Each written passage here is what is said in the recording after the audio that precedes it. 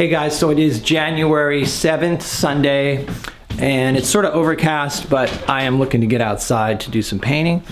On overcast days, it seems to make more sense to go to the coast. So I'm heading over to probably Pescadero again, and gonna do some painting. I'm gonna give you a quick car tour. So in my trunk here, let's see what I've got. So hopefully you can see this. I've got my wet panel carriers. That's a 12 by 12 and an 11 by 14. It's hard to see this because it's so dark, but I got a couple 11 by 14s in there, 12 by 12s. Here's my paint case, all my paints. My palette is in this bag here, and there's my backpack with all my stuff in it. And I've got some peanut butter in there, and a banana, and a thermos over here with some hot tea in it. And then my tripod easel there. So it all fits in here pretty, and I have another camera here for taking pictures if I see anything that I like. This is I know people will ask, so it's a Canon T2i with a 18 to 135 millimeter lens. In the back seat I have put cardboard down. This is my big easel for doing like 16 by 20s and 20 by 20s. Here's my chair for relaxing and having my lunch. So I have an old box here. It's like from 20 by 20 canvases, and I've got a 16 by 20 in here and a 20 by 20. And then also I have these pieces of cardboard that I use to back the canvas so light doesn't show through, which can be really distracting. All right, let's see if I got anything up front. And up front, there's a blanket that my daughter uses. Well, she doesn't drive with me anymore much because she has her license. But whenever I would drive her to school, that girl had to have a blanket. And here's some remnants too. Hairbrushes. Had to have hairbrushes and a blanket. So I've had some questions on Instagram lately regarding inspiration, where I find inspiration, and dealing with painter's block. I like the quote by Chuck Close, the artist Chuck Close, which is, "Inspiration is for amateurs, the rest of us just show up and get to work." And I sort of adhere to that ideology. I don't usually have much trouble with inspiration because I just do get to work. A lot of times if you sit around thinking about things, you can go into sort of a downward spiral and get very uninspired. So just working, pick up the brushes and get to work, or whatever your creative outlet is, just do it, and don't think too much. Just get back into action. So the usual drill, I'm just going to walk around and see if I can find a good composition. I'm going to be painting in a different location today here at Pescadero that I haven't painted at before. So one of the things I like about this location is there's a lot of variety. So I could explore this one sort of area for probably forever. So anyway, some big waves today. There's some surfers out. So I'm going to take a look here for a bit.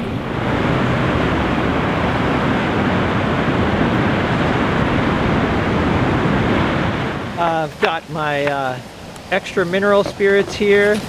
I've got my viewfinder for compositional purposes. And I've got a bottle of liquid here, which I also keep in this cup. So that's my medium that I'm using. I've got my brush cleaner and various different brushes. Mostly going to use large sizes, although I do have a small one here, a rigger. But I probably won't use that much. Palette knife for cleaning my palette.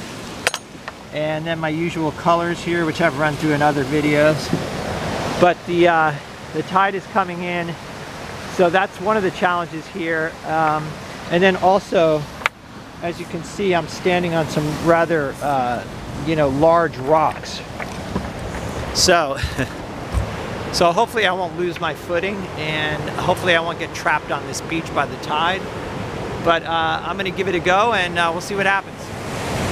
Just making a mixture of burnt umber and ultramarine blue for the rocks. And I'm gonna have to work really quickly here because I noticed the tide is coming in and that's gonna be a problem. So, just gonna work really fast here.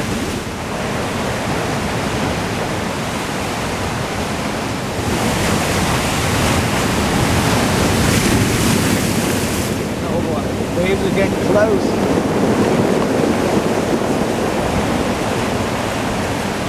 That's good though. It's going to force me to work quickly, and who knows, maybe I'll get something good out of it.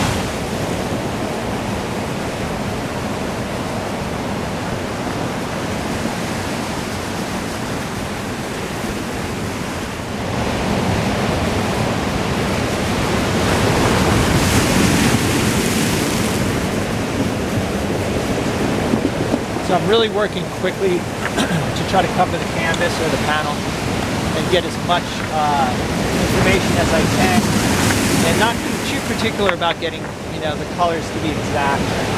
I just want to cover the panel.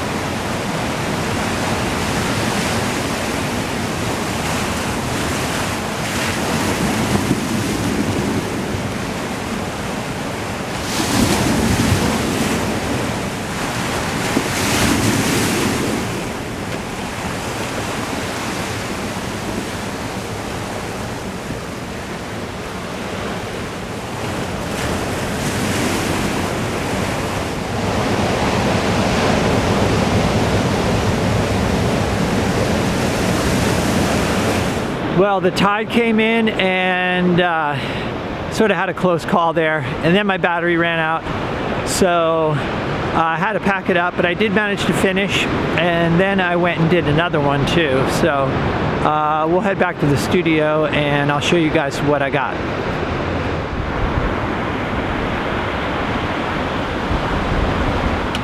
Okay, so I am back home. My stuff is all unloaded. So let's take a look at these paintings. Okay, so here's the first painting I did.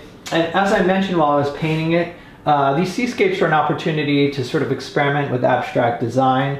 So I didn't stay 100% true to the subject matter. I kind of, obviously with the water, because it's in motion, you can sort of arrange that any way you want. And then the rocks I sort of changed as well to make for a nice pattern of shapes and colors. So one thing that I did want to convey in this scene, and most seascapes too, is a sense of energy and direction. So you can see some of the brushwork. There's exaggerated brushwork that sort of accentuates the fact that the water is moving in this direction. Another thing that I did change was the sky. I liked the fact that there was this sort of light in the sky, but it was, in reality, it was sort of just a band of light that went across, which I didn't feel like the design of that was particularly appealing. So I kind of made it more irregular, and I was much happier with that. So this is sort of a mix between a traditional landscape, but hopefully with some underlying abstract elements.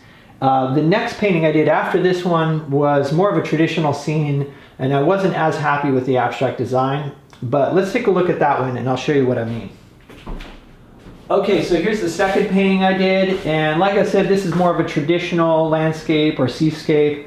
The thing that most attracted me to this scene was the light in the sky. I wanted to see if I could capture that, and then also how that light reflected off the water and the wet sand.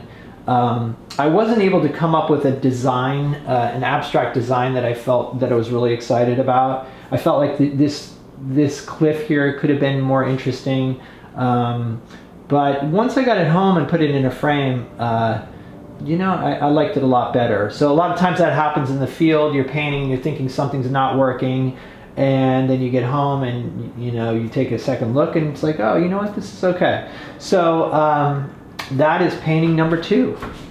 Okay, so let me know in the comments what you think, if you preferred one painting over the other. I'm sort of on the fence, kind of like different things about each one of them. But anyway, thanks for hanging out, and I'll see you in the next video.